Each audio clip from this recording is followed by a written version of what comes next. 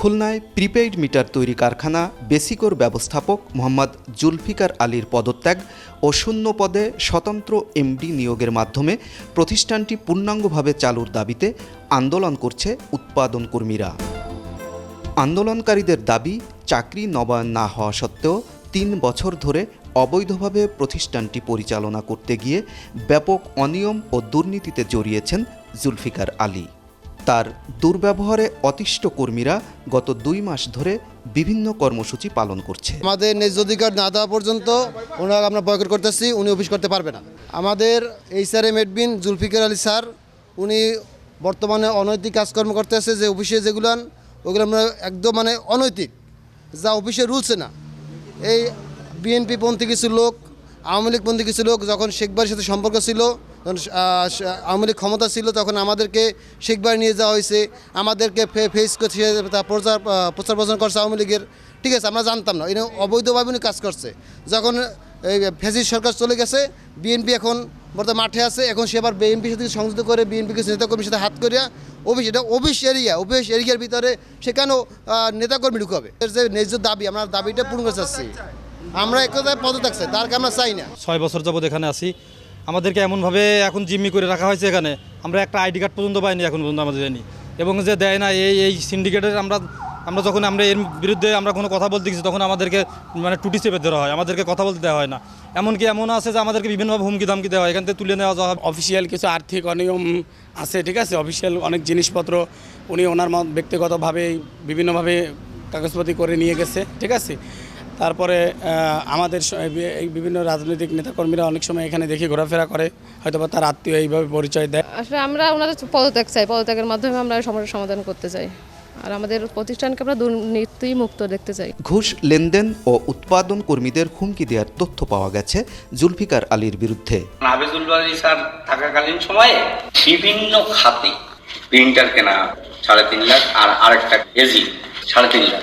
এই ৭ লাখের ভিতরে উনি বিভিন্নভাবে চেয়ারম্যানকে দেবে, একে দেবে, ওই আমাদের ওই যে ওজোপাটি করে এমডির টাকা শোধ করবে, ওই সময় সে আমার ৭ লাখের ভিতর থেকে ওই সময় টাকা নিয়ে গেছে। চাই আমি আগাম একটা কথা বলি, আমাদের ওই অফিসে পরিবেশ নষ্ট হয়ে যাবে।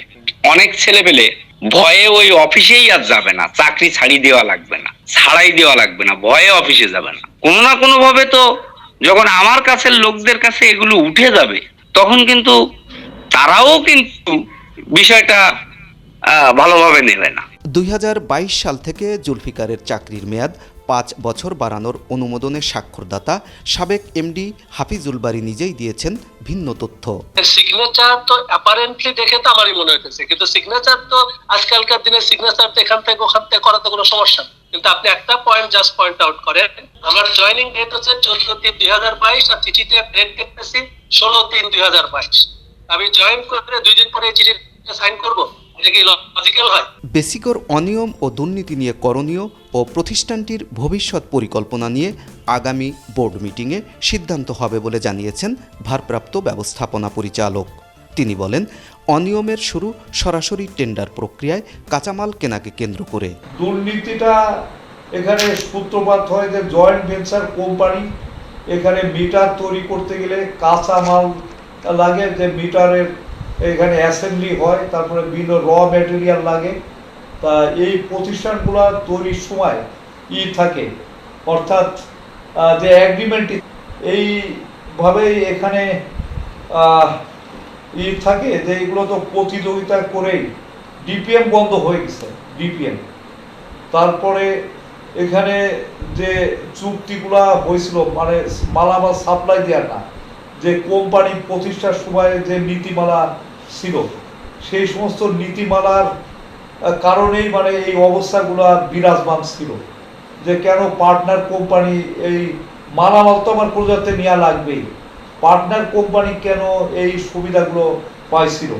এগুলা ওই নীতি নির্ধারণ যখন হয়েছিল, সেই সময় এই পদগুলা তৈরি করে দিছিল। বেসিকোর সাবেক ব্যবস্থাপনা পরিচালককে চ্যালেঞ্জ করে জুলফিকার আলী বলেন, চাকরি নবায়নের ডকুমেন্ট তার কাছে আছে। উনি নবায়ন দিয়েছেন? হ্যাঁ, অবশ্যই দিয়েছেন। বাট উনি বলতেছেন যে আমি কোনো নবায়ন দেইনি। এটা তো প্রশ্নই আসে না। প্রশ্নই আছে। আচ্ছা আচ্ছা। এটা এটা হচ্ছে হ্যাঁ। তার সাথে কথা বলে আমি যেটা জানলাম, হুম। এটা তার সাথে এখনো কথা বলা যেতে পারে, কারণ এখনো সে কথা বললে একই কথা বলবে। আচ্ছা, যাই হোক, আপনি তার কাছে বলবেন, আর আমার কাছে ডকুমেন্টস আছে, উনি দিয়েছেন।